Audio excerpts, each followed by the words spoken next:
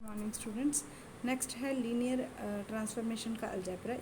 इसका मतलब ये है कि हमने दो वेक्टर स्पेस लेने हैं, उसमें हमने ट्रांसफॉर्मेशन पहले हम कर रहे थे ट्रांसफॉर्मेशन ऑफ टी इनटू जैसे लीनियर स्पेस की जो हम ट्रांसफॉर्मेशन ले रहे थे फ्रॉम वी टू डब्ल्यू। अब हमने क्या करना है कि ऐसी कितनी ट्रांसफॉर्मेशंस हम ले सकते हैं, ठीक है। Number of transformation T1 T2 T3, तो कितनी ट्रांसफॉर्मेशन हैं जो V की W में होती हैं, उन सब के जो सेट है उसको हम बोलते हैं LVW, ठीक है।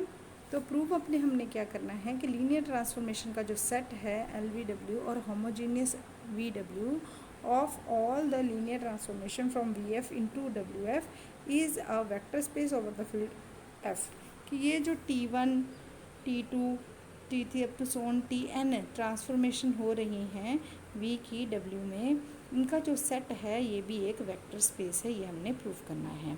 तो वेक्टर स्पेस प्रूफ करने के लिए हम क्या प्रूफ करते हैं बेटा? वेक्टर स्पेस प्रूफ करने के लिए हमें क्या प्रूफ करना होता है? वेक्टर स्पेस में हम M1 टू M5, मैंने आपको भेजी हुई वीडियो M1 वेक्टर स्पेस हम किसको बोलते हैं, M1 टू M5 और A1 टू A5। 10 कंडीशंस हम टोटल को सेटिस्फाई करवाते हैं, फिर हम बोलते हैं कि वो वेक्टर स्पेस है। M1 में क्या है? Closure property, associative property, additive identity, commutative property और एडिटिव इनवर्स। और A1 में क्या है कि एक हम ले लेते हैं कि अल्फ़ा एक स्केलर है, फील्ड का एलिमेंट है, और एक वेक्टर है, अल्फ़ा इंटू V बिलोंग करना चाहिए, ठीक है। अल्फ़ा एक्स बिलोंग करना चाहिए वेक्टर स्पेस को। एक हम लेते हैं अल्फ़ा और बीटा, दो एलिमेंट, एक्स को मल्टीप्लाई कर देते हैं वेक्टर के किसी एलिमेंट को अल्फ़ा प्लस बीटा के साथ। नेक्स्ट हम एक्स और वाई, ये बिलोंग कर जाएगा वेक्टर स्पेस को। एक एक्स वाई दो एलिमेंट लेते हैं वेक्टर स्पेस से, एक अल्फ़ा लेते हैं, बिलोंग्स टू एफ, ठीक है। Alpha into x plus y belongs to vector space. Third property ये होती है।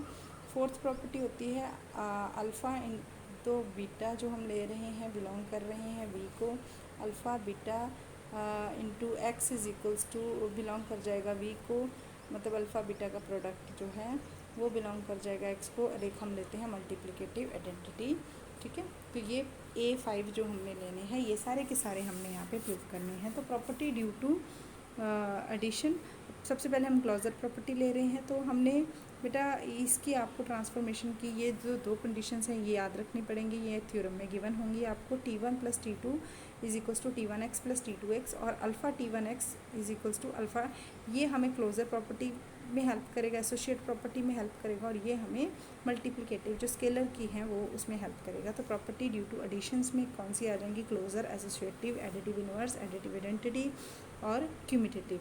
अब इसमें फर्स्ट प्रॉपर्टी तो हम ऐसे ही होल्ड कर देंगे, एक T1 ट्रांसफॉर्मेशन ले ली, एक T2 ले ली, दोनों का प्लस किया, बिलोंग करेगा W को, क्योंकि T1 और T2 कौन सी है? लीनियर स्पैन है V और W की, लीनियर ट्रांसफॉर्मेशंस का सेट है जो V और W में हो रही हैं, इन सब का सेट है लीनियर ट्रांसफॉर्मेशन, ठीक है। अब T1 प्लस T2 ले लिया हमने, मैपिंग ले ली इनकी। अब इसमें हमने सीधा कौन सी प्रॉपर्टी लगा देनी है? Alpha y plus beta z की, ठीक है। क्लोजर प्रॉपर्टी जो हम लगा रहे हैं, तो अल्फ़ा वाई और जेड जो है वी के एलिमेंट है, तो इसको T1 से मल्टीप्लाई कर दिया, इसको T2 से मल्टीप्लाई कर दिया। अब इसको ये ब्रैकेट वाला T1 अलग अलग कर दिया, ठीक है। ये हम लीनियर ट्रांसफॉर्मेशन की डेफिनेशन के अकॉर्डिंग कर रहे हैं। अब alpha T1 y plus T2 y plus beta T1 y plus T2 y, alpha T1 plus T2 y, beta T1 plus T2 y, ठीक है। अब वाई कॉमन निकल गया, इधर जेड कॉमन निकल गया अल्फ़ा और बीटा में से, तो T1 plus T2 such that this is a linear transformation, तो hence closure property is verified, ठीक है।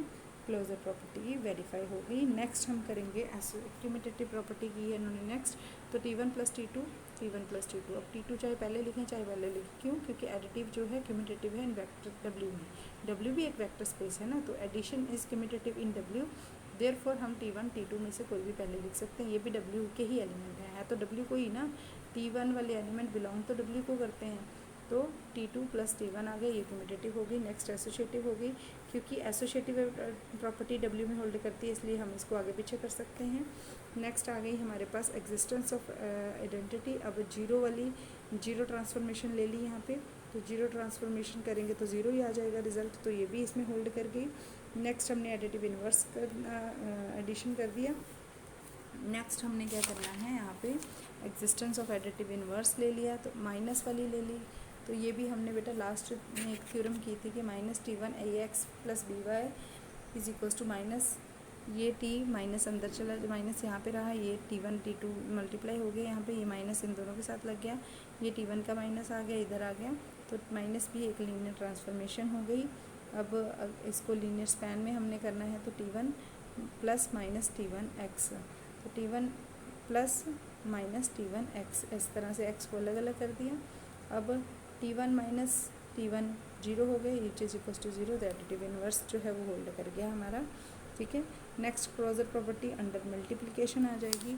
तो ये भी हमारा जो फर्स्ट हमने यहाँ पे गिवन थे हमें अल्फ़ा T1x वाली, इसको ले लिया अल्फ़ा T1 इंटू, अब SX प्लस TY ले लिया, एक सेट जो है W का, तो अल्फ़ा T1 दिस, T1 दोनों से मल्टीप्लाई हो जाएगा, S बाहर आ गया, अब अल्फ़ा बाहर आ जाएगा, S अंदर चला जाएगा, सॉरी S और T बाहर आ जाएंगे, अल्फ़ा अंदर चला जाएगा, तो ये हमारा लीनियर ट्रांसफॉर्मेशन में अल्फ़ा T1 भी होल्ड कर गया। इसी तरह अल्फ़ा प्लस बीटा होल्ड करवा लेना, alpha plus beta T1, alpha T1x beta T1x, तो ये प्रॉपर्टी स्केलर मल्टीप्लिकेशन है, इसको हमने स्केलर मल्टीप्लिकेशन बोलते हैं इस प्रॉपर्टी को, ये हमें गिवन है। तो alpha T1x is equals to beta T1x, इसको हमने ब्रैकेट में रख दिया, x अलग कर दिया, अब अल्फ़ा इन दोनों को ब्रैकेट में रख दिया, x अलग कर दिया, तो ये भी प्रॉपर्टी हमारी जो है वो होल्ड हो गई। नेक्स्ट हमारी है डिस्ट्रीब्यूटिव लॉ, इसमें लगेगा अल्फ़ा T1 प्लस T2x, इसमें क्या है, इसको अगेन x के साथ मल्टीप्लाई कर दिया, दोनों के साथ अल्फ़ा लगा हुआ है, ठीक है। तो अब ये अगेन उसी तरह से सारे के सारे सम सेम ही हैं। अब अल्फ़ा बीटा T1 आ गया, alpha beta T1x, alpha beta T1x, कुछ नहीं है, ब्रैकेट्स का हेर फेर किया हुआ और कुछ नहीं है इसमें। इसी तरह मल्टीप्लिकेटिव, तो ये वाली हमारी थ्योरम में बहुत इजी है, वेक्टर स्पेस का ही सब कुछ प्रूव करना है। अगर आपको वेक्टर स्पेस की डेफिनेशन अच्छी तरह से आती है तो ये तो आपको कुछ भी नहीं लगेगी थ्योरम।